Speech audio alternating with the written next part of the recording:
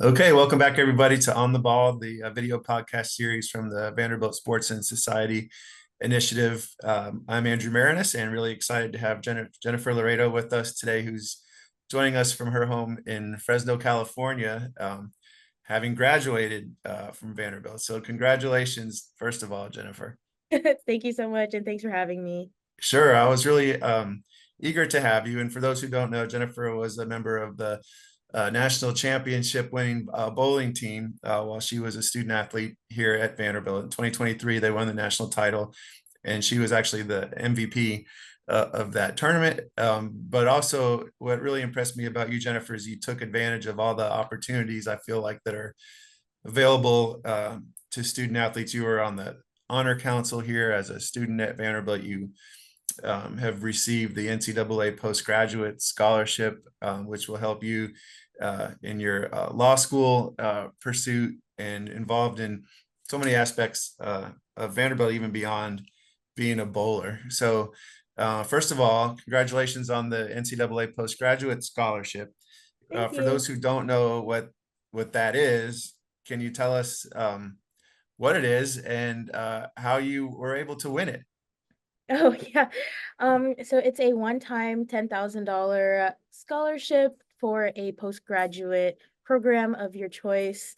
And for me, ultimately, that's law school. And I have to use it within 2 years, which is great because I plan on taking a gap year regardless. And I actually was nominated for another scholarship before the NCAA one. The other one was the SEC Boyd McWhorter scholarship, and that's also another 10,000. And the academic services uh, coordinator, his name's Nate. Shout out Nate. Yeah. Yeah. He reached out to me and said that I was nominated for the SEC scholarship, and I was so excited. And that was in late December, early January. And so we had a little quick Zoom meeting going over what I should do, how I should go about completing the application. Um, and then afterwards, he, I think about halfway through the semester, he reached out again and was like, we also nominated you for this NCAA postgraduate scholarship, where you have the opportunity to win another 10 grand. So why don't you use very similar, it's a very similar application process. It's a little bit more extensive. I needed an extra couple letters of recs, and my statement had to be a little longer. But honestly, with all of the work that Vanderbilt has put on me for the past 4 years, I'm like, what's 750 words? Like, it's no big deal. So so I talked with Nate. He helped me through that process, and I was able to get all of my documents in order, send that to him, send that to the NCAA, and then my parents were in town for graduation, and it was literally the day that they came. We were eating at Pancake Pantry, and I got an email from the NCAA, and they were like, "Oh, you won! Like, congrats! Like, you won the $10,000 scholarship." And so I was like mid mid bite eating pancakes, and I got to share the awesome news with my family, and that was just really a special moment. Oh, wow. So you're sitting there eating pancakes with your parents about to graduate, or was it the day after maybe? And then Yeah. you're checking your phone and that email came through? Yeah, it was really exciting. Yeah. And honestly, graduation was it was so like so many things happened at once, and it was just really awesome to, I don't know, get to experience it because we didn't get to in 2020. And so there was a bunch of emotions and a lot of random other things that we had to do in preparation for it. But so it kind of like slipped my mind. And then when I saw Coach John at the athletes reception, he congratulated me, and I was confused for a second because I forgot about it. I was like, oh, thank you. I thought he was congratulating me on something, on like graduating or like Yeah. something else. And then so I gave him this super perplexed look, and he was like, on the scholarship, and I was like, oh yeah, thank you. So yeah. Well, that's awesome. And I know it's not the only recognition you've received as a student. I think you were on the SEC academic honor roll every semester, all 4 years, Yeah. uh, which is amazing. Yeah. And your major was Yeah. law, history, and society. So not an easy major either. But what is law, history, and society? What types of courses are offered there? It is mostly history courses, and then courses that specifically focus on like how laws were applied at that time, or how laws impacted sort of the culture at that time is something that we really focused on in these courses. And then for our final senior thesis, we had to do an extensive research project that lasted 1 semester, so not a lot of time, and it was 25 pages total. Mine was a little longer, but it was on essentially any topic that you'd like connected to the topic of the course that you were enrolled in. So that was super fun for me. What was your project? I'm sorry, could you repeat that? Yeah, we're breaking up here a little bit. What was your paper on? Oh, so my course was about women in the law, and so I decided to write about sex workers and how the law impacted them in the 1960s and 70s. And I specifically focused on California and their efforts, their efforts to especially limit sex workers' ability to work. And through that, I found that above all, they really wanted essentially protection from the police. They wanted sexual autonomy, and all of these sort of things, which is really different from the narrative that we get from legal scholars who say that um, sex workers want decriminalization, or they want it to be legalized. And so there's a bunch of discourse around that, and I just thought it was really important to listen to what the workers actually wanted themselves during that time. So that How was a did really you go fun about doing project, that? really awesome. Were you able to interview anyone, or did you read books or um articles or? Yeah, I had to read a lot of books, a lot of articles. The historiography on sex work during that time, especially in California, was very extensive. So I had to sort of sift through that and what I wanted. There were really big organizations around LGBTQ rights, sex worker rights at that time. So I had to sort of sift through that information as well.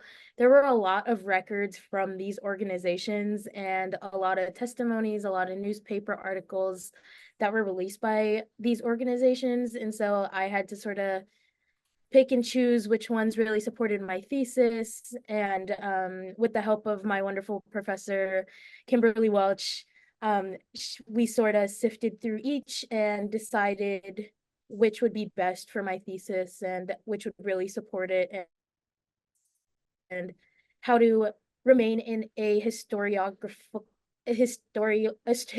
like context, Mhm. because it was for a history course after all. So Right.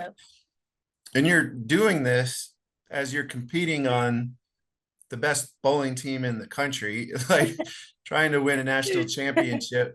What did you discover over your 4 years about the best way to try to, be the very best student you could be, while at the same time you're trying to be one of the best bowlers in the world? yeah, I really found my love for the sport, I'd say, throughout my time at Vanderbilt. I really found that I loved the process of bowling and getting better. And so that would sort of be my brain break from everything else. And I was very disciplined with my routines. And so um I'd break a lot of my homework up for weeks in advance, and just so I had an idea about like when I would do what assignments, and so I'm not cramming for anything. And when I felt like I needed a break, I would just walk to the rec center, get some reps in, and then back, and then I'd be refreshed and ready to take on whatever homework assignments I decided to task myself with for that day. Unbelievable. So you had a schedule worked out weeks in advance of like when you would be studying, when you'd be working on a certain project, when you'd be bowling. Yeah, pretty much. Yeah. And Yeah.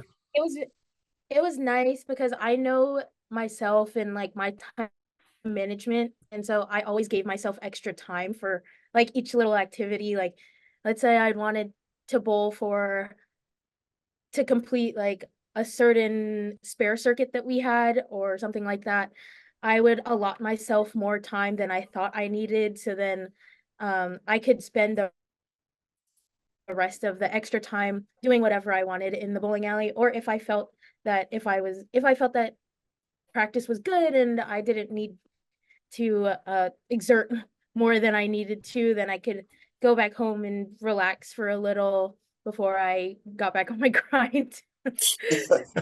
Incredible. Okay. I want to talk a little bit about bowling, but first, your interest in the law. And I know that you're specifically interested in immigration law. And I was wondering if you could tell us all, where that interest came from, first of all, and then we'll talk about what you hope to do with it. But I know your family are immigrants to the United States. So tell us about that background. Yeah, so I was the only one in my immediate family born here in the United States. Both of my siblings and my parents were born in the Philippines. And hearing their stories about how they got here and how they adjusted to life here really inspired me. And in 2016, we decided to um, apply for citizenship for my grandparents in the Philippines so they could come to the United States and sort of see what life is like here. And I was helping my dad through that process, and it was super nuanced and scary. And um, I didn't necessarily bear all the responsibility of completing the forms and communicating with my grandparents. Like, that was obviously a team effort, but when it came to like doing a lot of the paperwork, um since my parents are hardworking people, like they have their own jobs and such as well, and I was just like in school, I wasn't really doing much, so they sort of tasked me with helping them on that. And from then I saw how difficult that can be, especially if you don't have someone who understands English, for example, or someone who isn't as old as me, for example. Like, I couldn't imagine being a translator as a first grader for your Mhm. parents when they're trying to get their citizenship. And so that really made me want to pursue immigration law and help those who don't have what the privileges that we did when getting my grandparents here as well. Well, that's incredible. Can you give some examples of just how difficult the process was? I mean, like, is it just the amount of information like that's not readily available, the legalese in the documents? What is it that makes it such a nightmare? Yeah, it was mostly the communication back and forth. Like, my grandparents, they were old, so they weren't very tech savvy.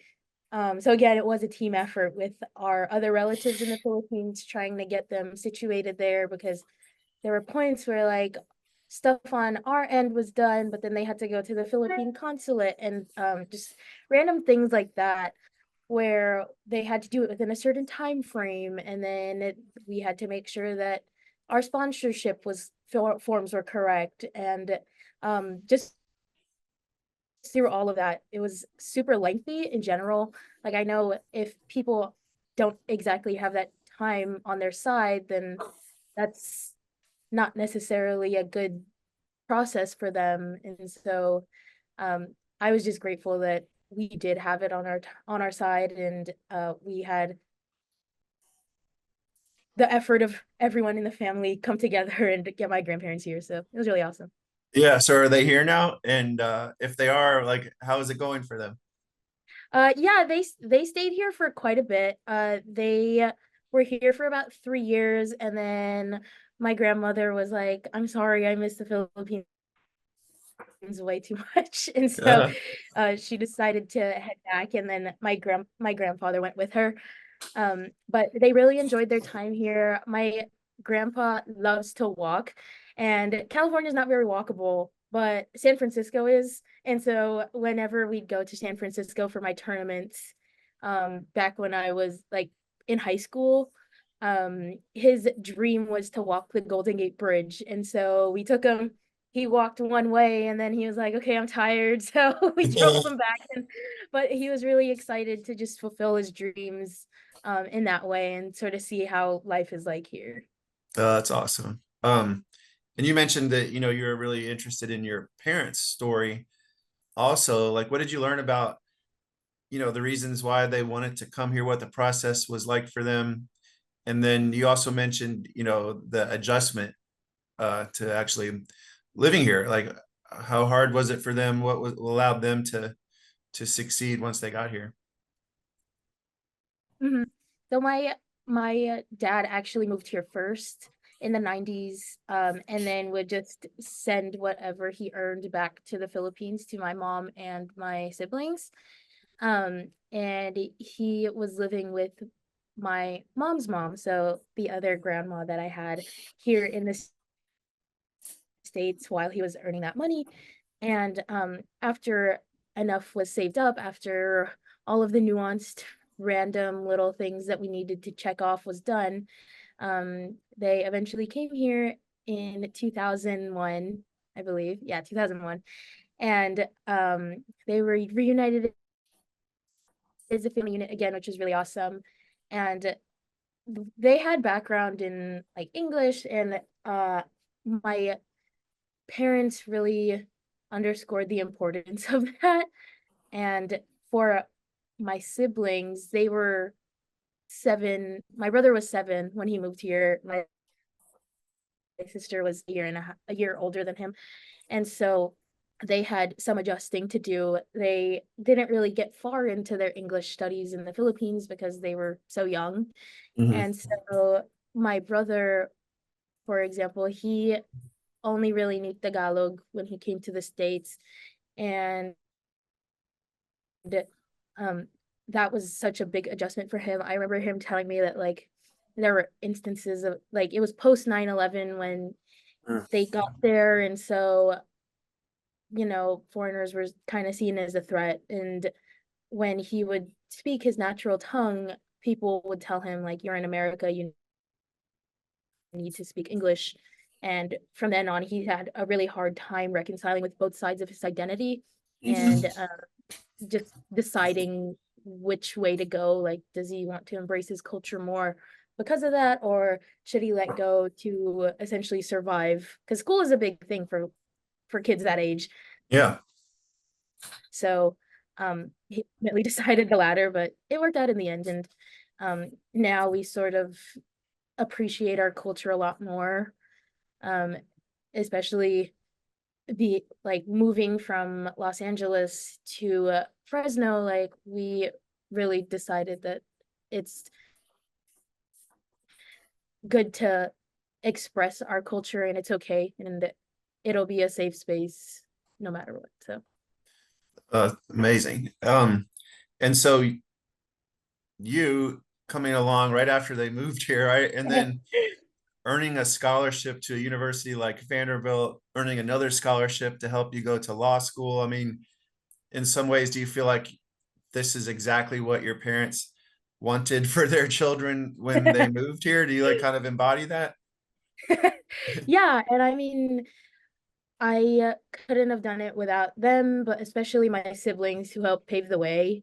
My sister, um, we moved to Fresno when she was 18, but she wanted to stay in Southern California to finish out her degree. And so she spent 4 years of her life essentially on her own, being self-sufficient. And I really applaud her for that. And it was really inspiring to see that growth out of her, and knowing that I would have to go far away because there's not a lot of bowling schools here in California or on the West Coast in general. Knowing that I'd have to go far from home to essentially achieve something bigger than myself was something that I knew is I'm capable of, especially knowing that my sister did it, and um hearing how she went through her time in LA by herself. She worked 3 jobs. She applied for a ton of internships. She did all of this for herself, and um, I was really inspired. So I'm really grateful to have great leaders along the way and show me how it's done. Yeah, for sure. I mean, and understanding how hard like your siblings have worked, how hard you've worked, the opportunities you've created for yourself, like what kind of perspective does that give you when you hear some of like the anti-immigration rhetoric that some politicians will espouse, or just that sentiment that seems so counter to the truth, like where it's always been that immigrants start the most like small businesses, and Mhm. and typically do really well in school, and like add a lot, have always added to the strength and vibrancy of the country. But like, I don't know, what's your take on that when it seems to be such a hot button issue right now? Yeah, I mean, like, it's so frustrating knowing that like they're talking about people that I hold close to me, and I it's devastating knowing that legislation is being pushed about that, and that's why I wanted to go into immigration law. Like, I know that I can't change the world. I know that, but like I can probably change a small corner of it if I really tried. And throughout my time with sports, and especially at Vanderbilt, I've realized that you have an impact. And I have the privilege, especially graduating from a top 15 university, from a private university, and something as renowned as Vanderbilt.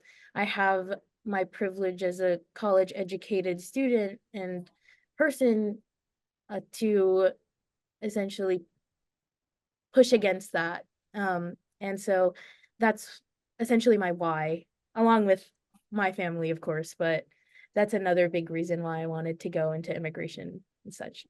Okay, very cool. All right, let's talk about bowling a little bit. So I read that you started when you were 4 years old, and was it your dad that first taught you? Like, what's the story of how you first got out there bowling? Yeah, so um I was essentially born into a bowling family. My dad worked at the bowling alley, and so we'd spend a lot of time there. And he always tells me that when I was younger and a little carrier, the sound of the pins always made me fall asleep. Like, I'd always fall asleep in the bowling alley, and then I'd Uh-huh. wake up when I'm outside of the bowling alley. So, so I guess from then on, my fate was kind of sealed. But, but since then, I have really grown to love it, especially because I knew that my family like was involved with it.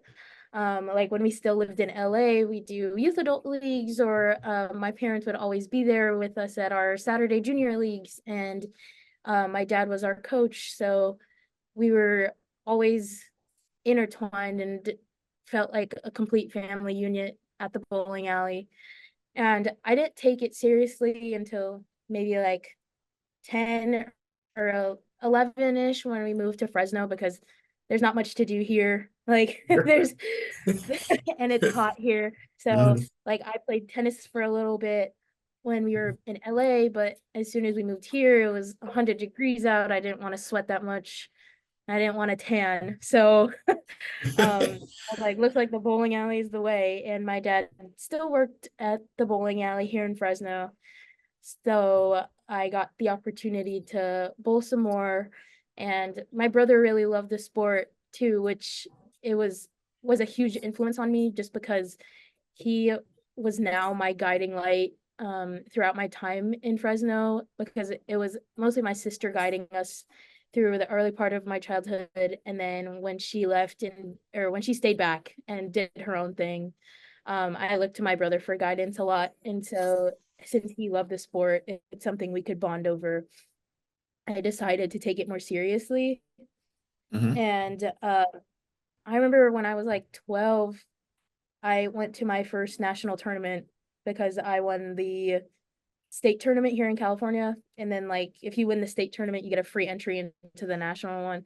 And so I was like, okay, yay, this is really cool. And I missed the very last match play cut by one spot. It was like Oh gosh. I was out of it by like 30 pins. And it was really rough. And I thought I did pretty okay in the last qualifying block. So I was genuinely so surprised. And then from that point on, I was like, okay, well, I'm not gonna let this happen to me again. So so I was like, okay, we're gonna keep doing this. We're gonna keep getting better. And with the support of not only my family, but like a lot of my friends and especially the Filipino community here in Fresno, because it's so close knit, I was able to continue to excel. And one of my really close friends, Ashley Santos, she went to another university for NCAA bowling, but me and her would spend all of our time together pretty much. We still do, but she introduced me to bowling tournaments in Northern California, where the competition is very tough. Like they were so good. I was terrified of bowling these girls.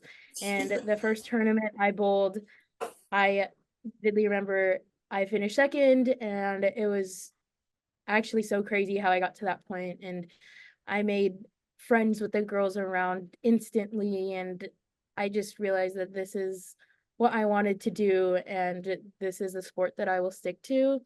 And then throughout those years, I've accumulated a bunch of scholarship, and I was fortunate enough to win the national tournament in 2017.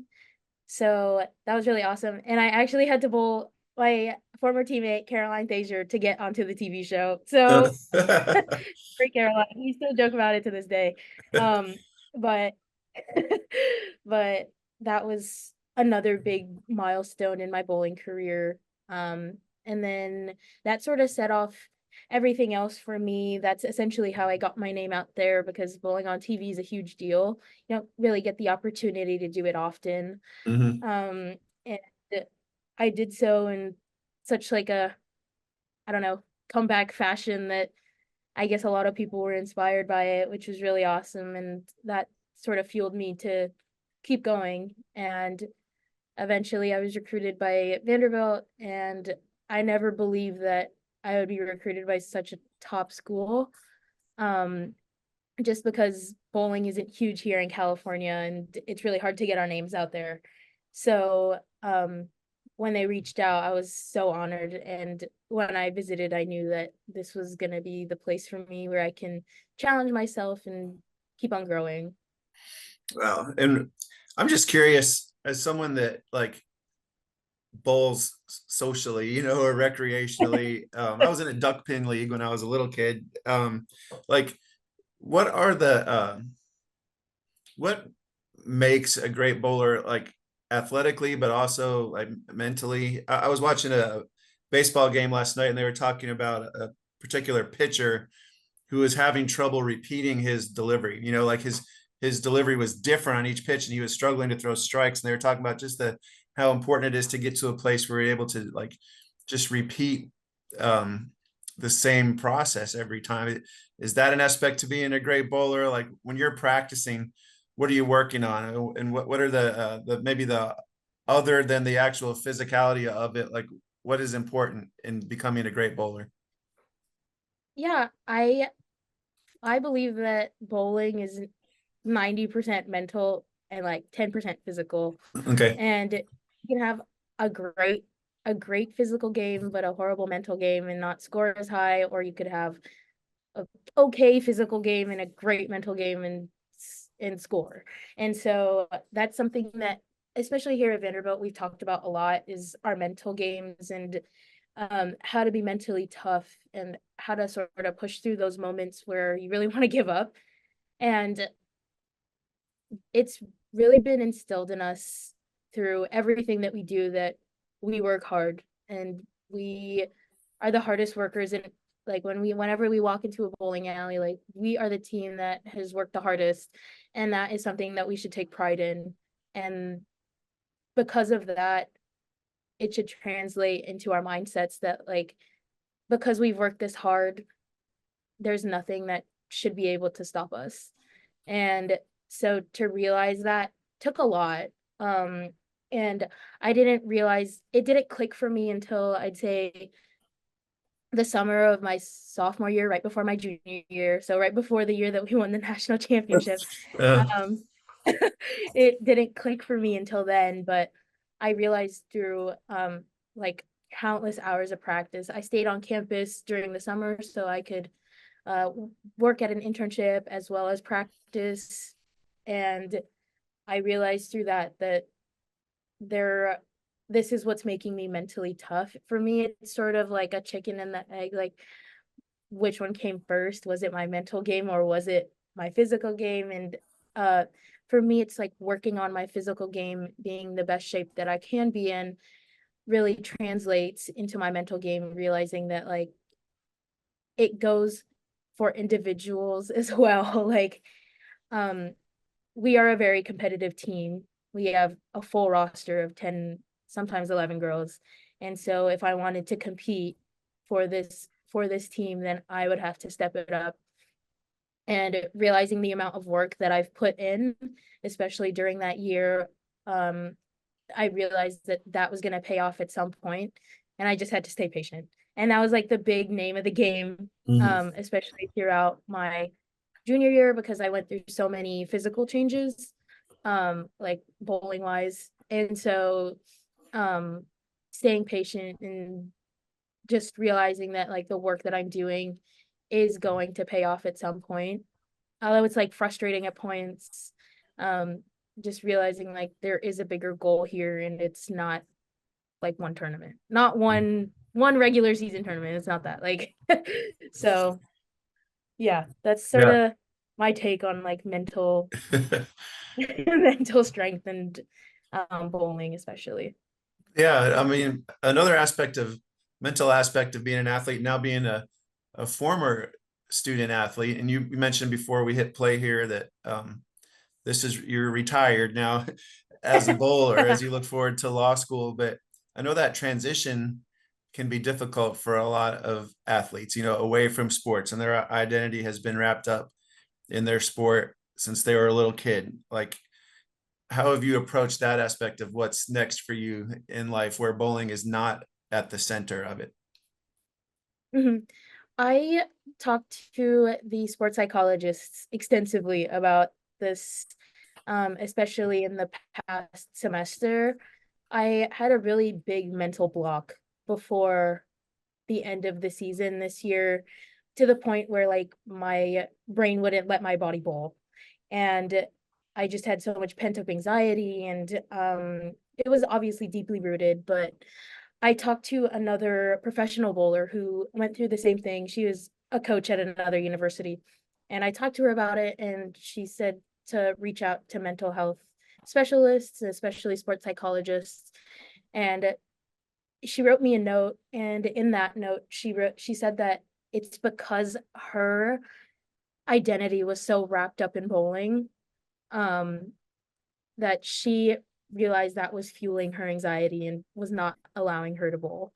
And so that resonated with me a lot. And although I know in myself that I am capable, uh I practiced enough, I've done all of the work correctly, there obviously still is a little bit of anxiety on the line, especially when you're doing it for other people. And so when it came to those moments, I felt that sports psychology would be the best help at that moment. And so I talked to them extensively. Thank you, Julie. Thank you, Mhm. Tess. They were so amazing helping me through that period of crisis where I really didn't know like who I was beyond bowling.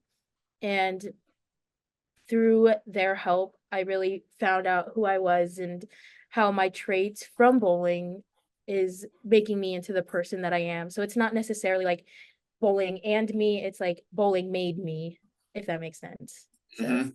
Yeah. that was a really cool revelation that I had in my time with the sports psychologist. So Yeah, and so important for other student athletes. So you would recommend, if they are interested, that they go and visit with those sports psychiatrists, sports psychologists, help them mhm. through that process. I mean, so as you look forward to your law school and career beyond that, what would you say are the reason or the traits you've identified that you've built up in yourself through this bowling career that are really going to continue to be a part of who you are and sort of fuel your success as a law student and as a professional? Mhm. I know that law school is sort of daunting. It is daunting, period, point blank, period. But like, I realized that one of the best traits that I have, especially through bowling, is that I'm always positive. I always see the positives in things. And so even when I'm drowning in work, especially like I was at Vanderbilt, I can't even lie. Um, especially as I was there, like there always is a positive that will come out of it. And as I mentioned earlier, staying patient is something that I especially have honed and excelled at while I was at Vanderbilt, and I know that that'll help me in future years, as well as being like dedicated, remembering my whys, what motivates me.